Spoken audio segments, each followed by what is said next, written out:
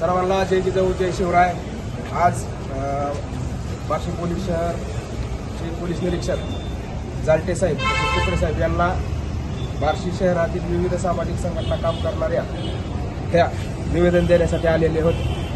हे निवेदन हे प्रत्येक सणामध्ये उत्सवामध्ये महापुरुषांच्या जयंतीमध्ये डीजेचा वापर आणि लेझर लाईटचा वापर मोठ्या प्रमाणात होत आहे। तो वापर कुठेतरी थांबावा म्हणून हे निवेदन साहेबांना दिलेलं आहे।